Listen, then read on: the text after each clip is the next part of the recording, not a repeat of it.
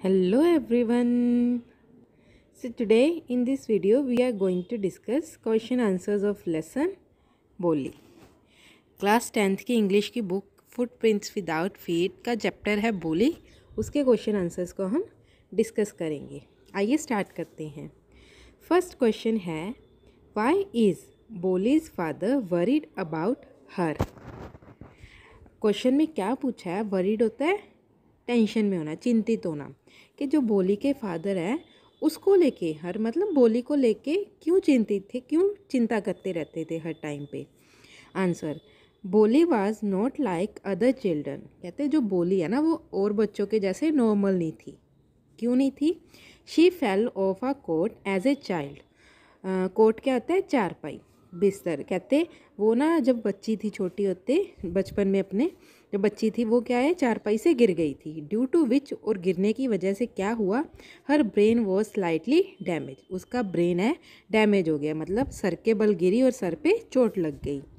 She learn to speak very late, और क्या हुआ? पहला का रीज़न तो क्या हो गया कि वो गिर गई जिसकी वजह से उसका ब्रेन डैमेज हो गया। सेकंड रीज़न क्या था? उसने लेट बोलना शुरू किया, और लेट बोलना तो किया और साथ में क्या है, शी यूज टू स्टैमर, और वो क्या थी, साथ में हकलाती थी। Her face and whole body was covered with pock marks, और सारी उसका फेस और उसकी पूरी की पूरी बॉडी पे किसके निशान थे? पोक मार्क्स। वो होता है ना, कभी माता निकल आती है, ठीक है, उसके बाद जो निशान रह जाते हैं चेहरे पे, वो कहते हैं उसकी बॉडी पे पूरे वो निशान बने हुए थे। दस her father was worried about her marriage prospectus. इसीलिए उसके फादर को इस बात की टेंशन थी कि बोली मतलब देखो उसके क्या क्या रीज़न हो गए। एक तो वो देखने में सुंदर नहीं है, क्यों? क्योंकि पोक मार्क्स है। सेकंड, वो हकलाती है, बोलती अच्छा नहीं है। थर्ड, उसका ब्रेन भी डैमेज है, मतलब डल ब्रेन है, जैसे बोल देते हैं ना, इसको बंदे को अकल ही नहीं है, पता ही नहीं है कि कहाँ पे क्या काम करना है। तो उसको लगता था इसमें इतनी सारी कमियां हैं तो इससे शादी कौन करेगा। उसके फादर को इस बात की टेंशन थी कि बड़े होके बोली से शादी कौन करेगा। That's why Bholi's father was worried about her marriage prospects. समझ आ गया ये क्वेश्चन?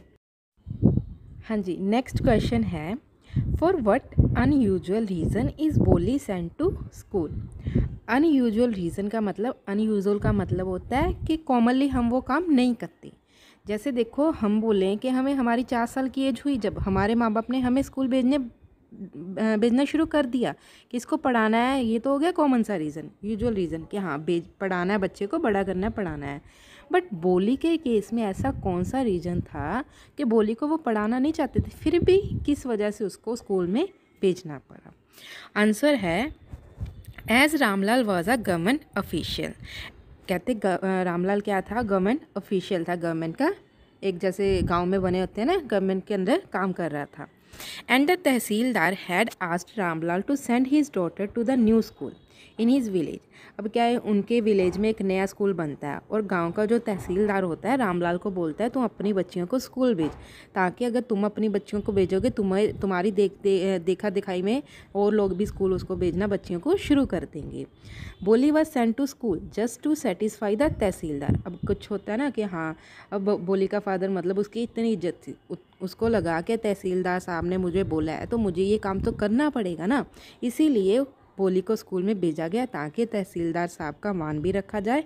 और बोली को भेज के उनको ऐसा नहीं लग रहा था कि हमने कुछ मतलब बाकी बच्चियों को भेजना उनके लिए मुश्किल काम था, उन्होंने बोली को भेज के तहसीलदार साहब का काम आसान कर दिया। As Ramlal's wife felt that sending girls to school affected their marriage prospects adversely. Adversely होता है नेगेटिवली, उल्टा असर दिखाना। अब रामलाल की वाइफ यानी कि बोली की मदर, उसको लगता था कि स्कूल में अगर बच्चियों को पढ़ने, लड़कियों को पढ़ने भेजेंगे तो उनकी शादी नहीं होगी। पहले के टाइम में अगर आप अपने मतलब बुज़ुर्गों से पूछोगे तो पता चल जाएगा, स्कूल में पढ़ना बच्चियों को भेजने का मतलब था उनकी शादी नहीं होगी, उनसे कोई शादी नहीं करेगा अगर कोई लड़की पढ़ लिख गई तो। She did not want to send any of her daughters to school however. तो क्या था, वो नहीं चाहती थी बोली की मदर कि उसकी कोई भी बच्ची, कोई भी लड़की उसकी स्कूल में जाए। However, Boli with her pock-marked face and dull brain would not be possible to get married anyway. तो उसकी मदर को लगा, बाकी उसकी जो बहनें थी बोली की वो तो सारी सुंदर थी देखने में, ठीक है, बोली के क्या थी देखने में सुंदर नहीं थी। उनको तो पहले ही देखो, पहले क्वेश्चन में पढ़ा है ना हमने, उसके फादर को ये टेंशन थी कि बोली से शादी कौन करेगा। उसकी मदर को लगा जब इससे किसी ने शादी नहीं करनी है, शादी के चांसेस तो बिल्कुल ही नेगेटिव ही है, ज़ीरो ही है, ठीक है, कोई है ही नहीं चांस, तो इसीलिए किसको भेज देते हैं, बोली को। शादी वैसे भी नहीं होनी, तहसीलदार साहब की बात भी रखी जाएगी, तो क्या करते हैं, बोली को स्कूल भेज देते हैं। So Bholi's parents decided to send her to school to satisfy the tehsildar. इसीलिए बोली के पेरेंट्स ने उसको स्कूल में भेज दिया। अब रीज़न समझ आ गया, अनयूजुअल रीज़न को क्या था, किस लॉजिक के साथ उन्होंने बोली को स्कूल में पढ़ने के लिए भेजा। नेक्स्ट है, डज बोली enjoy her first day at school. अब बोली को स्कूल भेज दिया गया। क्वेश्चन में क्या पूछा है कि बोली ने अपना जो स्कूल का पहला दिन था उसको एंजॉय किया। आंसर यस, बोली enjoyed her first day at school. हाँ, किया। कैसे, इनिशियली होता है सबसे पहले स्टार्टिंग में, शी वॉज फ्राइटन, फ्राइटन होता है डरना। सबसे पहले कहते जब उसको स्कूल भेजना तो वो डर गई थी। But she was delighted to find so many girls of her own age present there. Delighted होता है खुश होना। बट जब उसने देखा कि उसके स्कूल में उसकी एज की बहुत सारी बच्चियाँ वहीं पे पहले बैठी थी तो देख के वो खुश होगी। She felt that one of the girls might become her friend. उसको ये था कि शायद इन लड़कियों में से बैठी कोई एक लड़की उसकी दोस्त बन जाए। Also there were a lot of pictures on the classroom wall that enticed her.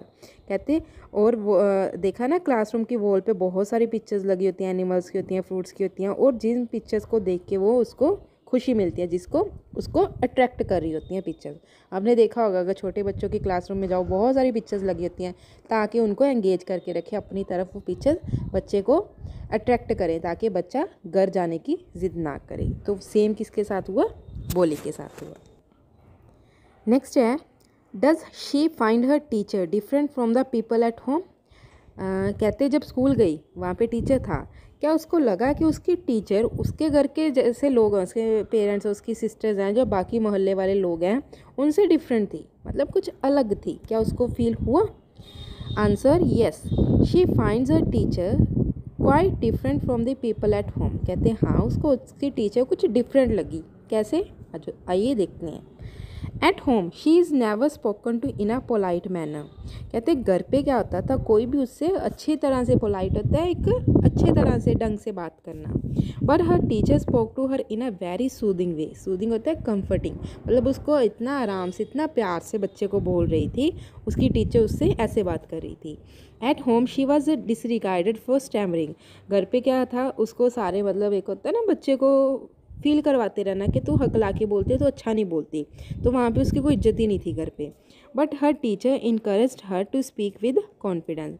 But उसकी टीचर ने उसको क्या है, इनकरेज किया, ताकि क्या है कि बोलने की में ही रुकावट है ना, तो इसको क्या है, अच्छी तरह से बोल। फिर क्या हो गया, कॉन्फिडेंस से, पूरे हौसले के साथ बोलो, instead of making fun of her.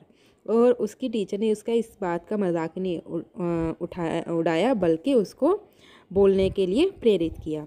This touched her heart. इस चीज़ ने, इसी बात की, टीचर की इसी बात ने बोली का दिल जीत लिया, और उसको लगा कि हाँ, ये टीचर मेरे बाकी लोगों से कुछ ना कुछ डिफरेंट है। नेक्स्ट क्वेश्चन है, why do Bholi's parents accept Bishamber's marriage proposal. अब बिशंबर वो होता है जिसके बोली के लिए रिश्ता आता है, और बोली से डबल एज का होता है। कहते हैं बोली के पेरेंट्स बिशंबर का मैरिज प्रपोजल क्यों एक्सेप्ट कर लेते हैं, उसका रिश्ता आया क्यों एक्सेप्ट कर लिया, इतनी बड़ी एज का था।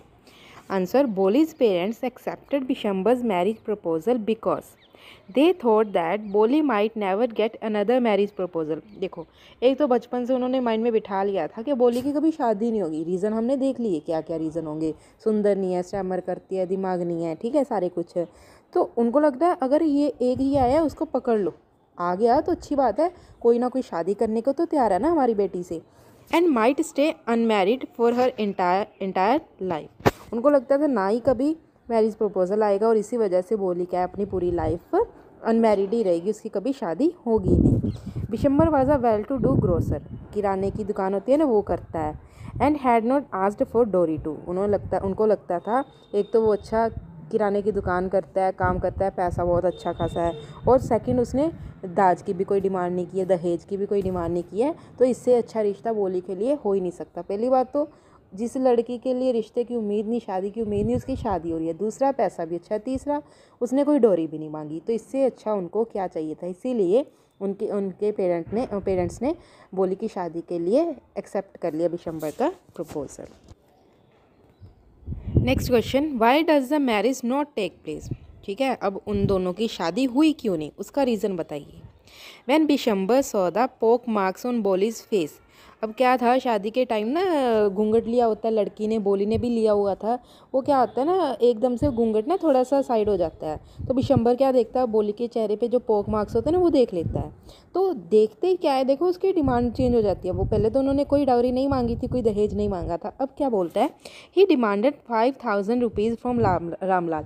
अब वो बोलता है देखो अच्छी अब इसके फेस पे पोक मार्क्स है, तुम अपनी ऐसी डॉटर को मेरे गले बांध रहे हो, तो हमें तो क्या चाहिए जी, डाउरी चाहिए, हमें तो 5000 रुपया चाहिए। Due to the demand of dowry Bholi refuse to get married to him. इस वजह से क्या है, जब वो पता चला बोली को कि वो दहेज मांग रहे हैं, तो बोली ने मना कर दिया कि मैं तो इस बंदे से शादी करूँगी। समझ में आ गया। नेक्स्ट है, Bholi had many apprehensions about going to school. Apprehensions होता है एंजाइटी, फियर, डर होना किसी चीज़ को लेके कि कुछ गलत होने जा रहा है। But made her feel that she was going to a better place than her home. कहते बोली को दिमाग में कुछ था, कुछ उसने बिठा के रखा हुआ था कि उसके गलत होने वाला है। बट फिर भी उसको फील हो रहा था कि वो घर से किसी अच्छी जगह पे ही जा रही है। Answer, Bholi had many apprehensions about going to school. She had seen Lakshmi. वो क्यों थी, क्योंकि एक बार कहते हैं उसने देखा था कि लक्ष्मी है ना, उसकी गाय थी, their old cow getting sold out. जब उसको बेचने के लिए लेके जा रहे थे ना, उसको अच्छी तरह से नहलाया गया, सारा कुछ किया गया, तो उसको लगा उससे भी ऐसे ही करने लगे हैं, उसको भी बेचने ही जा रहे हैं। When Bholi was given clean clothes to wear. वरना क्या होता था, बोली को हमेशा अपनी बहनों के पुराने कपड़े ही मिलते थे पहनने को, उसके कोई देख रेख नहीं करता था नहलाया या नहीं नहलाया। बट स्कूल वाले दिन बोली को क्या है, क्लीन क्लॉथ, साफ़ सुथरे कपड़े पहनने के लिए दिए गए। वॉज बेथड, उसको नहलाया गया। And her hair was oiled, और उसके हेयर पे, बालों पे मालिश पे की, ऑयल लगाया गया। She felt that she was going to a better place than her home. तो बोली को लगा शायद मैं किसी अच्छी जगह जा रही हूँ जिसके लिए मुझे इतना तैयार किया जा रहा है। देखो, जिस बच्चे का किसी ने ध्यान तक नहीं रखा, एकदम से एक दिन आके उसको इतना अच्छा ट्रीट करना, तो उसको पहले तो डर था, फिर उसको लगा ना, शायद मेरे साथ कुछ अब अच्छा होने जा रहा है, मुझे शायद किसी अच्छी जगह पे ले जाया जा रहा है जो मेरे घर से बेटर प्लेस है। नेक्स्ट है, how did Bholi's teacher play an important role in changing the course of her life. अब कहते हैं बोली के टीचर ने ना उसकी लाइफ में बड़ा इंपॉर्टेंट रोल प्ले किया था। और कैसे किया था वो, ठीक है, जिससे उसकी पूरी की पूरी लाइफ ही चेंज होगी। Bholi's teacher did not make fun of her stammering. कहते हैं बोली की टीचर ने कैसे किया, पहले तो देखो उसका मजाक नहीं उड़ाती थी। स्टैमर करती है, देखो ये कोई जानबूझ के तो नहीं करता ना, ये नेचुरल है, बंदे की कोई कमज़ोरी है तो उसका मजाक मत उड़ाओ। और बोली की टीचर ऐसा बिल्कुल भी नहीं करती थी। She encourage her to speak without any fear. वो उसको बोलती थी, और जिस स्टैमर करता है ना बंदा, जो वो एक किसी ना किसी डर की वजह से ही करता है, तो बोली की टीचर उसको इनकरेज करती थी कि तुम कोई भी डर के बिना बोलो, और कोई भी बात हो ना अपनी पूरी कॉन्फिडेंस के साथ किसी लोगों के सामने रखना सीखो। She played an important role in changing the course of her life and making her a confident person who could read, write and speak with clarity. और उसकी टीचर ने ऐसा इम्पोर्टेंट रोल प्ले किया जिसने उसकी लाइफ को पूरी की पूरी तरह से चेंज करके रख दिया, और उसको एक ऐसा पर्सन बना दिया, ऐसा कॉन्फिडेंट पर्सन बना दिया जो अच्छी तरह से पढ़ सकती थी, लिख सकती थी और बोल सकती थी, वो भी बिना किसी डर से, क्लैरिटी के साथ। पहले तो वो स्टैमर करती थी और बाद में उसने स्टैमर करना बंद कर दिया था। मैंने पहले बोला था ना, क्योंकि स्टैमर एक डर की वजह से होता है कि बच्चे में कोई भी अगर स्टैमर करता है ना, अगर उसका डर खत्म हो जाए ना, स्टैमर करना बंद कर देगा। इसीलिए जब उसके अंदर का डर खत्म हो गया और उसकी टीचर ने वो डर खत्म कर दिया, उसको इनकरेज किया, तो वो बड़ी अच्छी तरह से अपनी लाइफ में कॉन्फिडेंट पर्सन बन गई थी। इस तरह से उसकी टीचर ने एक इम्पॉर्टेंट रोल प्ले किया उसकी लाइफ को चेंज करने में। नेक्स्ट क्वेश्चन है, why did Bholi at first agree to an unequal match. यहाँ पे बात हो रही है शादी की। कहते सब पहले फिर बोली मान क्यों गई थी, उसने शादी के लिए मना कर दिया, तो पहले उसने हाँ क्यों की थी जब उसको पता था ये इक्वल मैच ही नहीं है। Why did she later reject the marriage, फिर बाद में क्यों मना किया। ठीक है, दोनों क्वेश्चन पूछ ले, पहले हाँ क्यों की, बाद में मना क्यों किया। Answer, Bholi agree to an unequal match at first because she had overheard her parents talking about the marriage proposal, क्योंकि उसने अपने पेरेंट्स की बातें सुन ली थी उसकी मैरिज को लेके, किसकी शादी तो होनी नहीं है, अब इतना अच्छा रिश्ता आया है तो कर देते हैं। They were concerned about her marriage and thought that this was the best proposal Bholi could get. उनको लग रहा था कि बोली को इसके अच्छा कोई रिश्ता आ ही नहीं सकता, और आया तो इसलिए कर देनी चाहिए। On the day of marriage, ये तो रहा कि उसने हाँ क्यों की। ठीक है, अब ना क्यों की वो देखते हैं। On the day of marriage when the bridegroom सा बोलीज पोक marks he demanded for a dowry of 5000 rupees. जब शादी वाला दिन आया, जब दूल्हे ने बोली के चेहरे के मार्क्स देख लिए, तो उसने कितने रुपए की डिमांड की, 5000 रुपये की डिमांड करनी शुरू कर दी। He humiliated her father for dowry, उसने क्या किया, उसके फादर का मजाक उड़ाना शुरू कर दिया, मतलब बहुत ज़्यादा भला बुरा बोला कि तुम डाउरी नहीं दे रहे, तुम्हारी बच्ची भी ऐसी है। That is why she rejected the marriage. अब उसको फिर बुरा लगा कि मेरे पेरेंट्स को ऐसा बोल रहा है वो, तो उसने क्या कर दिया, शादी के लिए मना कर दिया कि मेरे को तो डाउरी देनी नहीं है और ना ही मैं आप लोगों को छोड़ के कहीं पर भी जाऊँगी, इसीलिए उसने शादी के लिए मना कर दिया था। Bholi's real name is Sulekha. Chapter के स्टार्टिंग में पता चलता है कि बोली का रियल नेम क्या था, Sulekha.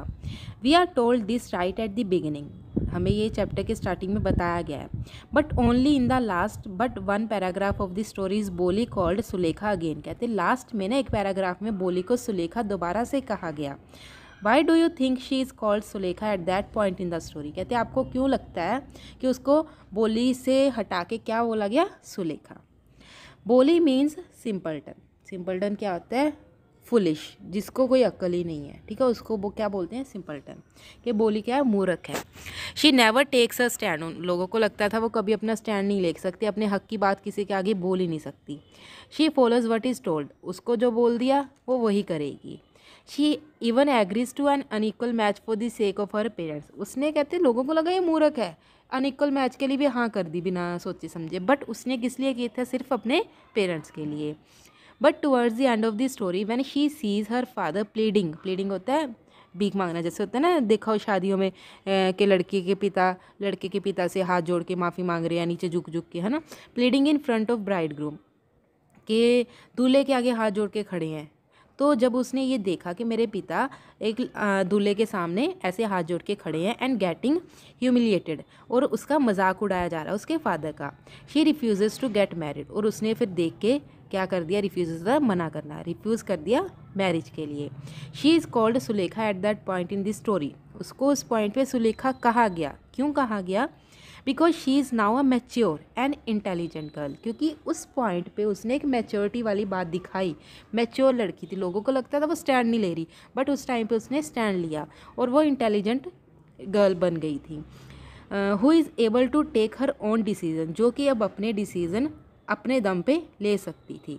She is aware of her rights and does not let anyone humiliate her family, और उसको अपने अधिकारों का, राइट्स का पता था कि क्या मेरे लिए सही है क्या नहीं सही है, और वो किसी भी आरे गहरे को ऐसे अपनी फैमिली का मजाक उड़ाने के लिए को नहीं दे सकती। तो उसने अपना स्टैंड लिया, अपने फादर की इज्जत बचाई, और उसने बोला कि अगर मेरी शादी नहीं होगी ना तो मैं सारी ज़िंदगी अपने पेरेंट्स का ध्यान रखूँगी।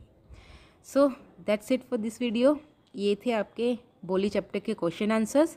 आई होप आपको ये क्वेश्चन आंसर्स समझ आ गए होंगे। अगर फिर भी कोई डाउट है तो आप कमेंट सेक्शन में पूछ सकते हो।